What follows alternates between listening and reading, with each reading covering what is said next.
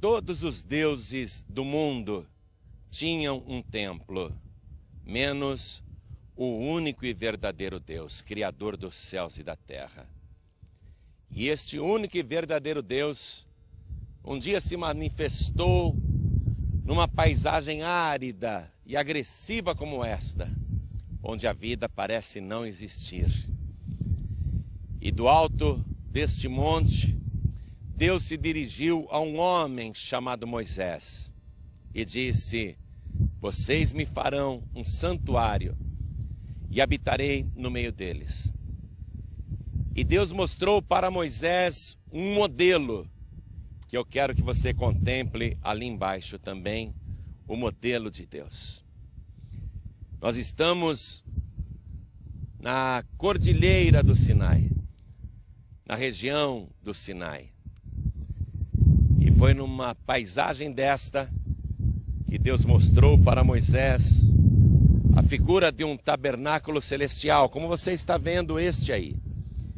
E Deus disse a Moisés: conforme tudo que eu te mostrar, assim você vai fazer. E o primeiro templo do único e verdadeiro Deus não era feito de pedras nem de alvenaria, mas era uma tenda móvel, portátil, que acompanhava o povo.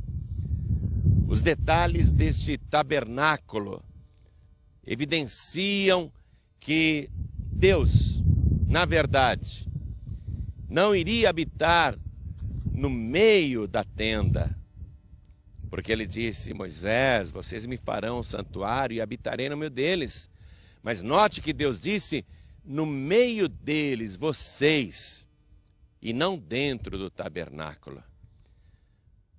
Quase 450 anos depois, o rei Salomão construiu um templo de pedras para Deus, um magnífico templo.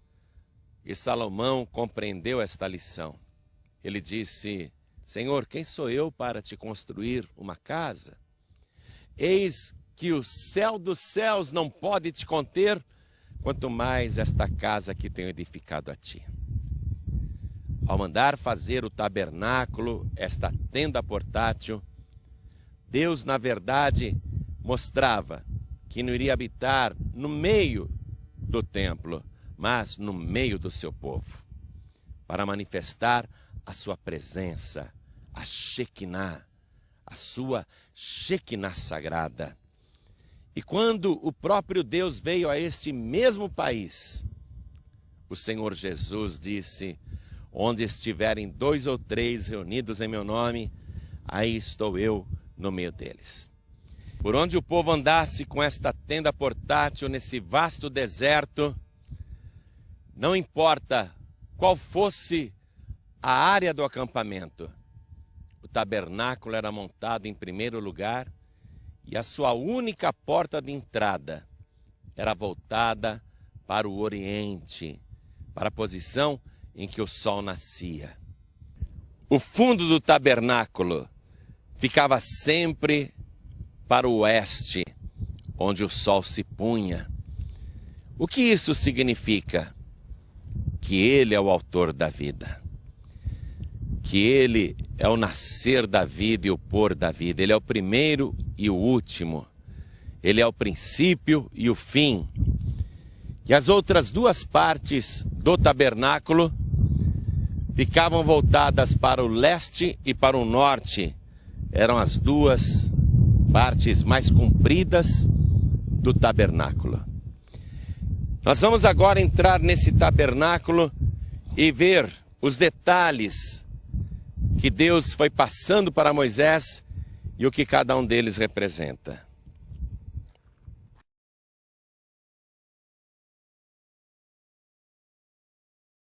Eu disse para você que o tabernáculo tinha uma única porta. Ou seja, para ter acesso a Deus, só há uma porta. Com isto, Deus estava indicando 1450 anos antes de Cristo, que para o ser humano entrar em comunhão com Deus, só existe uma porta para isso. E Jesus disse: eu sou a porta, Ele a própria porta. Para mostrar que esta pessoa, que no futuro viria, sendo a porta, Deus mandou que nesta porta houvesse uma cortina com 4 cores: o azul, o carmesim, o púrpura e o branco. Esta cortina ficava na entrada da única porta. Estas 4 cores falam do Senhor Jesus. Primeiramente, o azul. Quando a gente pensa em azul, do que a gente se lembra? Do céu. Se você perguntar para uma criança que cor que é o céu, ela dirá azul. Pois é. A única pessoa que é a porta é alguém que viria do céu. E Jesus disse: ninguém jamais subiu ao céu, senão aquele que desceu do céu, o Filho do Homem que está no céu. Ou seja, a pessoa que seria a porta era alguém que viria do céu. Aqui na terra, Jesus dizia: eu desci do céu para fazer a vontade do meu Pai. O carmesim fala do seu sangue, do seu sacrifício, que seria feito para expiação dos nossos pecados. Através do derramamento do sangue de Jesus, nós podemos entrar na presença do Pai. O púrpura falava que a pessoa que seria a porta seria um rei. Logo que ele nasceu, os 3 magos lhe ofereceram ouro, incenso e mirra, presente para um rei. E Jesus Cristo, quando foi torturado para ser crucificado, colocaram uma capa púrpura nos seus ombros. O púrpura falava que a porta seria o rei, e em cima da sua cruz estava escrito: Rei dos Reis e Senhor dos Senhores. E a cor branca indicava que a pessoa que viria a este mundo para ser a porta é a única pessoa santa de todo o universo. Mas vamos agora entrar na primeira parte do tabernáculo, o pátio. Venha comigo.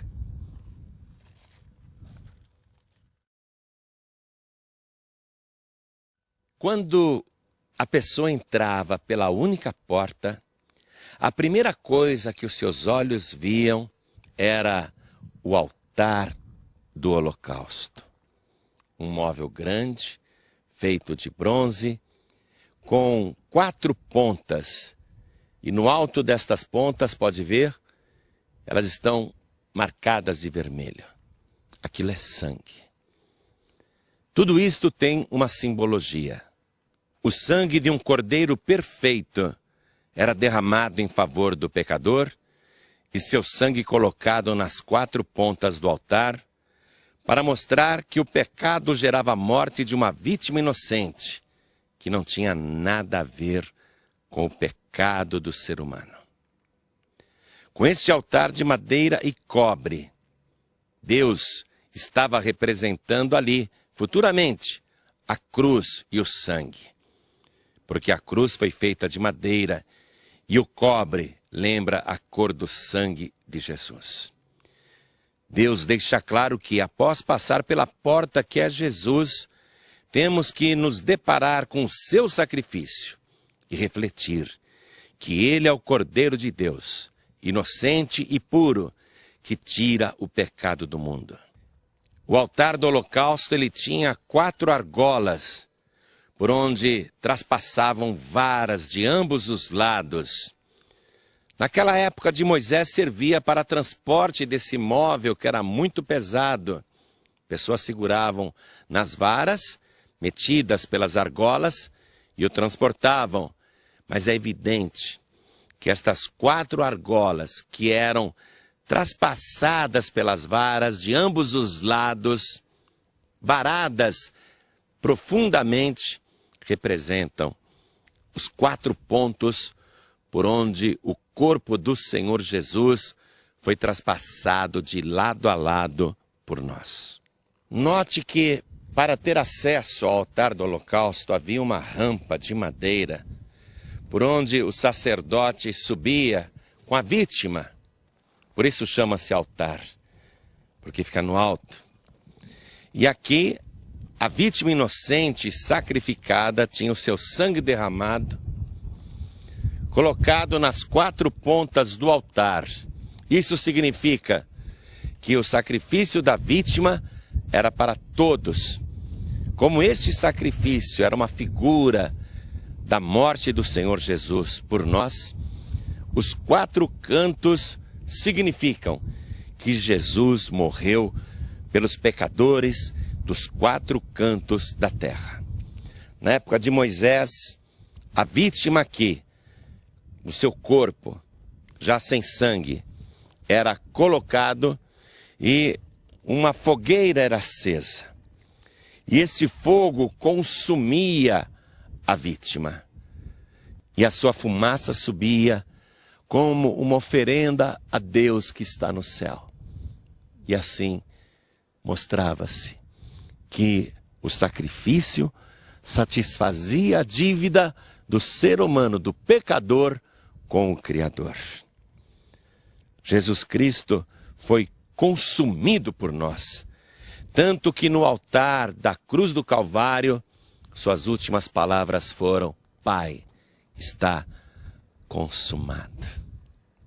E assim, o seu sacrifício subiu ao céu, e desde então, o sangue de Jesus purifica pecadores nos 4 cantos da terra. Logo após a queima, a consumação da vítima inocente, que foi sacrificada pelo pecador, o segundo móvel que havia no tabernáculo era a pia de cobre.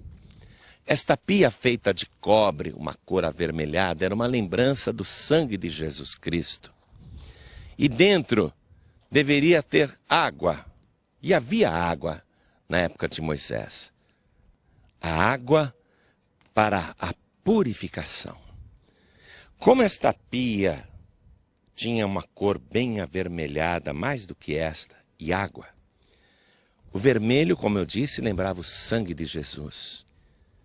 E a água é a figura do batismo. Logo após a pessoa crer no sacrifício do Cordeiro de Deus que tira o pecado do mundo, ela tem de se batizar. Jesus disse: quem crer e se batizar será salvo. Esse é o processo da salvação. E outra coisa, como eu te disse que a cor vermelha desta pia lembrava o sangue de Jesus e ela tem água, isso nos remete diretamente para aquela sexta-feira, depois das 3 horas da tarde, quando Jesus, já morto, tem o seu corpo atingido pela lança do soldado romano, que quer se certificar que Jesus realmente morreu. E quando ele retira a lança, sai sangue e água. Jesus é, ao mesmo tempo, o altar do holocausto que paga a nossa dívida com Deus, e ele é a nossa purificação que nos prepara para entrar na parte mais importante do tabernáculo, que é o lugar santo. Note que para entrar no lugar santo tem novamente uma grande cortina, com aquelas mesmas 4 cores que Deus havia colocado na porta. Compreendeu a conexão? Você acha que Deus escolheu estas cores porque ele disse: eu gosto mais de azul. Moisés, põe azul. Moisés, eu gosto mais do carmesim. Põe o carmesim também. Você acha que Deus escolheu estas cores por um gosto pessoal, particular? Não. Estas cores continuam falando da única pessoa que garante a você o acesso ao lugar santo. O azul é porque ele veio do céu para morrer por nós. O carmesim fala do seu sacrifício. O púrpura fala que ele é o Rei dos Reis e Senhor dos Senhores. E o branco mostra que a única pessoa que é santa te garante o acesso ao lugar santo. Venha comigo.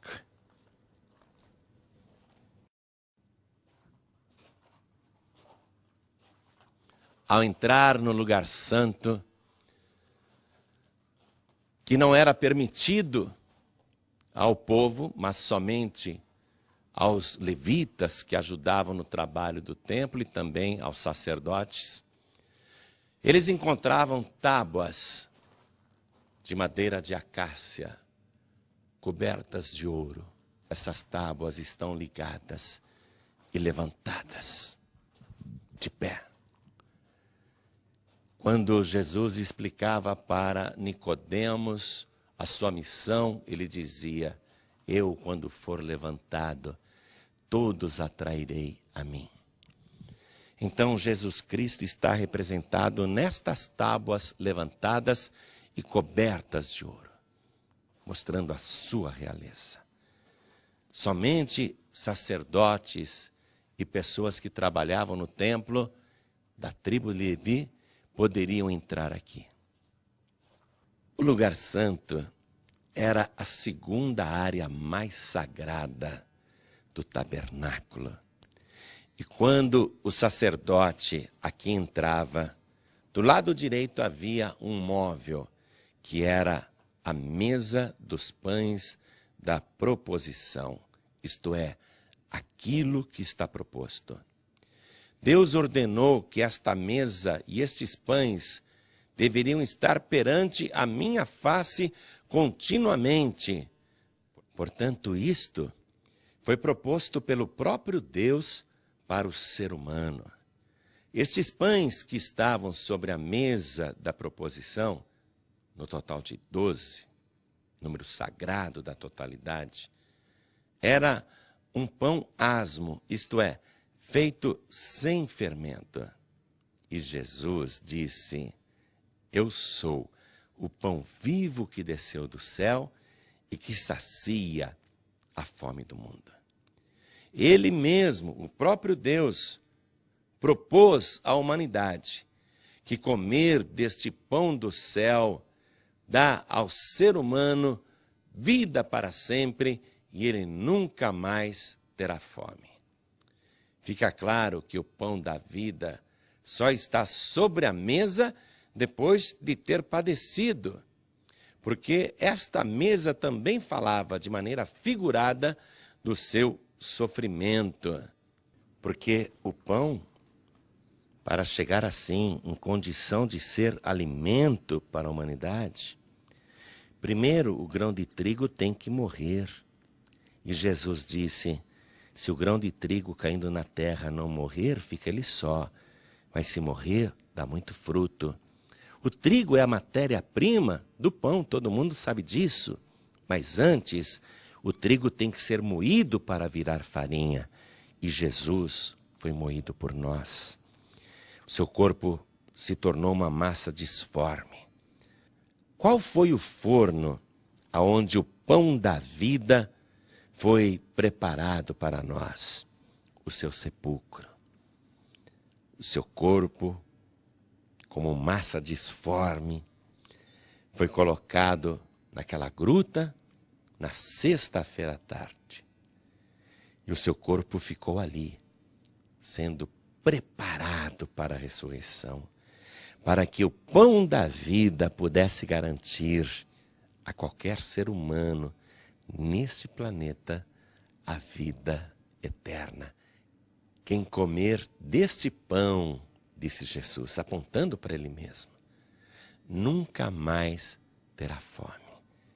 E quem comer deste pão tem a vida eterna. Jesus é o pão da proposição proposto pelo próprio Deus para a humanidade. Por que a mesa dos pães da proposição ficava do lado direito do tabernáculo, do lugar santo? Somente no lugar santo? Porque Jesus, depois de ressuscitado, subiu aos céus, está no lugar santo, à direita de Deus.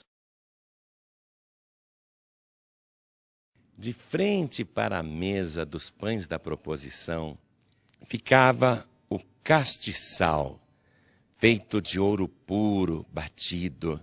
Ele tinha 7 lâmpadas, 3 de cada lado e uma no meio. Como 6 é o número do homem e 7 é o número de Deus, fica evidente que Jesus é a luz do mundo, mas que ele disse também sobre os seus discípulos, aqueles que nele acreditam: vós sois a luz do mundo. Era uma peça inteiriça, única, e isso fala da unidade do corpo de Cristo. E sua luz deveria ficar continuamente acesa. A nossa vida também. Só tem a segurança se estivermos continuamente iluminados pela luz do mundo, que é Jesus.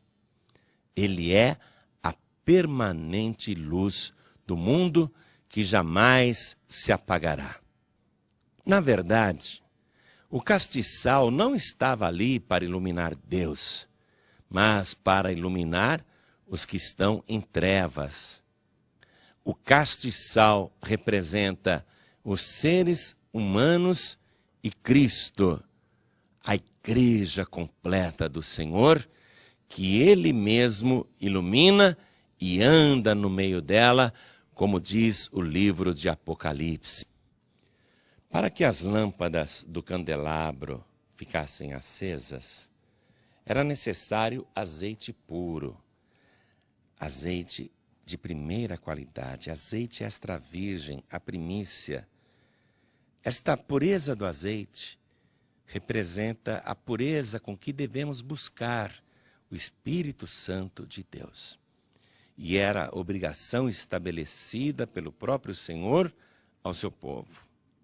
Porque somos nós que temos que fazer com pureza que nunca falte azeite na lâmpada. O melhor e mais puro azeite era aquele extraído da primeira pressão, mostrando que não se mistura com outros líquidos. Assim também, nós não podemos nos misturar com as coisas profanas, nem tampouco misturar o Espírito Santo de Deus com outro ou qualquer espírito ou qualquer outra pessoa. Somente Jesus batiza com Espírito Santo e com fogo.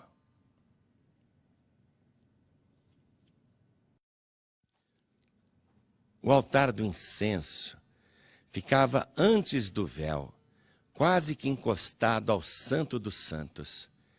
Sempre que o sumo sacerdote realizava a tarefa do castiçal com as suas 7 lâmpadas, então ele deveria queimar o incenso. Este incenso tinha de ser temperado, puro e santo, conforme está em Êxodo capítulo 30, versículo 35. E depois de preparado, ele era lançado pelo sacerdote aqui e queimado. Ao ser queimado, ele subia como fumaça para o céu. E isto então representava que tudo o que foi feito anteriormente no tabernáculo encontrava diante do Santo dos Santos a sua principal finalidade. Tudo isto ser aceito por Deus. Mas aqui tinha o véu, com aquelas mesmas 4 cores. E este véu fazia uma separação entre o lugar santo e o Santo dos Santos.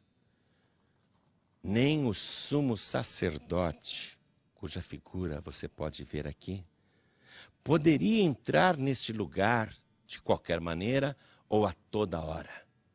Somente uma vez por ano, e mesmo assim com a vida purificada, santificada e levando o sangue da vítima nas suas mãos. Porque se ele entrasse ali, no Santo dos Santos, sem estar devidamente preparado, ele morria por causa da glória de Deus. Durante cerca de 14 séculos, ninguém jamais entrou no Santo dos Santos, a não ser o sumo sacerdote. Isso apenas uma vez por ano.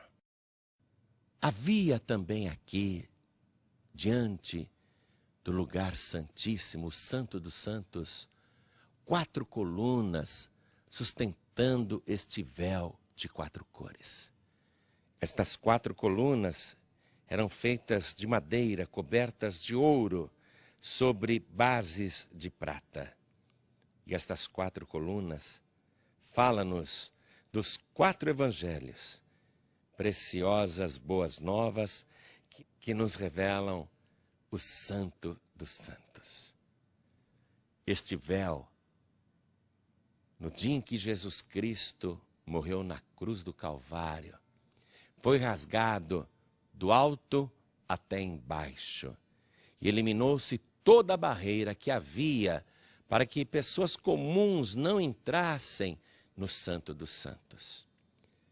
Você sabe o que representa este gesto? Não apenas a eliminação da barreira.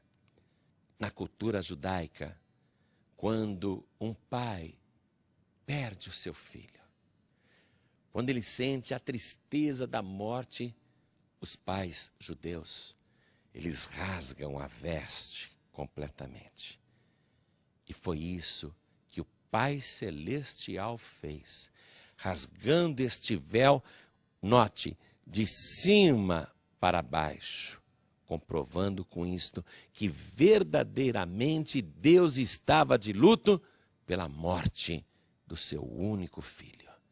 Por isso que Deus abriu para todos nós, através de Jesus Cristo, um caminho vivo para o céu. Agora, eu e você podemos entrar no Santo dos Santos. Venha comigo. O Santo dos Santos, o lugar mais sagrado do tabernáculo. Note aqui as tábuas levantadas, cobertas de ouro. Note que havia a cortina multicolorida. E já eu vou te explicar sobre esses 4 querubins. Repare no revestimento do teto. Tudo aqui é sublime, é pequeno, é aconchegante, é maravilhoso. E aqui ficava o móvel mais sagrado de todo o tabernáculo, a Arca da Aliança, com os 2 querubins, cujas pontas das asas se tocavam. E repare, não pode-se ver a face dos querubins. Este móvel importantíssimo merece uma explanação cuidadosa. Mas antes, eu quero te explicar sobre estes 4 querubins. Eu quero te explicar o que isto significa. É inacreditável que 14 séculos antes de Cristo, podemos dizer quase 1500 anos antes do livro de Apocalipse, onde há a revelação de que diante do trono de Deus estão os querubins que clamam dia e noite: Santo, Santo, Santo é o Senhor Todo-Poderoso, a terra está cheia da sua glória. É maravilhoso saber que isto já estava revelado aqui na cortina do tabernáculo. Uma coisa impressionante. Veja, a arca representa a glória de Deus e estes 4 querubins são aqueles que ficam diante do trono de Deus. Aquelas 4 criaturas do livro de Apocalipse. Santo, Santo, Santo é o Senhor Todo-Poderoso. Esta arca era chamada de Aron Haidut, Arca do Testemunho, porque dentro dela havia provas irrefutáveis de que Deus havia dado a sua palavra para o povo. Porque dentro desta aparente caixa ficavam as tábuas da lei, a palavra colocada dentro da arca, que foi dada pelo próprio Senhor Jesus. Como Jesus veio a este mundo e deu testemunho do Pai, também o Pai deu testemunho de Jesus em várias ocasiões. No batismo nas águas, no Monte da Transfiguração, Deus deu o testemunho dizendo: este é o meu filho em quem me comprazo, este é o meu filho, a ele escutai. Porque Jesus é a palavra, ele é o verbo de Deus. Portanto, ele é o único que deve ser ouvido, porque foi o próprio Deus que dele deu o testemunho. A arca representa, portanto, o Senhor Jesus, a palavra, o verbo. E a arca do testemunho não seria completa sem o propiciatório, esta parte de cima que fechava a arca. É como se fosse uma tampa. Tinha as mesmas medidas, a mesma constituição e o mesmo gênero da arca. E note que Deus mandou Moisés fazer os 2 querubins sobre o propiciatório de uma só peça com a base, com as asas abertas de uma extremidade à outra, cobrindo todo o móvel.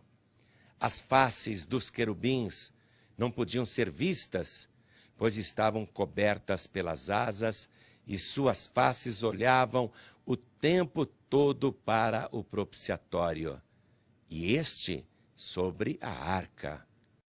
Agora, vamos à revelação. Os 2 querubins representam as outras 2 pessoas da Trindade, porque têm as mesmas medidas, a mesma constituição e gênero do propiciatório com a arca. E isto mostra que Jesus não é menor do que os outros 2. O Evangelho de João começa dizendo: no princípio era o Verbo, e o Verbo estava com Deus, e o Verbo era Deus. O fato de ser de uma mesma peça revela a unidade da Trindade. Jesus disse: eu e o Pai somos um. E ele fala que enviaria para nós o Paracletos da parte do Pai. As faces das outras 2 pessoas que não podiam ser vistas testificam que ninguém jamais viu ou pode ver Deus. A extensão das asas de uma extremidade que cobria todo o móvel fala da abrangência e suficiência para Deus do sacrifício de Jesus Cristo. O olhar abaixado e permanente das outras 2 pessoas em direção ao propiciatório mostra que, por toda a eternidade, Deus olhará para o que Cristo fez aqui embaixo, na terra, no dia em que fez expiação por nós, a sexta-feira, quando derramou o seu sangue na cruz. E é o sangue de Cristo que nos torna propícios, favoráveis para Deus. É por isso que esta tampa chama-se o propiciatório. O sangue de Jesus nos torna propícios para o Pai. Deus disse a Moisés: e ali virei a ti e falarei contigo de cima do propiciatório. Portanto, é pelo sangue de Cristo que temos comunhão eterna com as outras 2 pessoas da Santíssima Trindade. Foi por isso que naquela sexta-feira, o véu do templo, que separava simples mortais do lugar santíssimo, foi rasgado de cima para baixo. Graças a Jesus Cristo, eu e você agora temos acesso direto ao Pai. Jesus disse: eu sou o caminho, a verdade e a vida, e ninguém vem ao Pai a não ser por mim.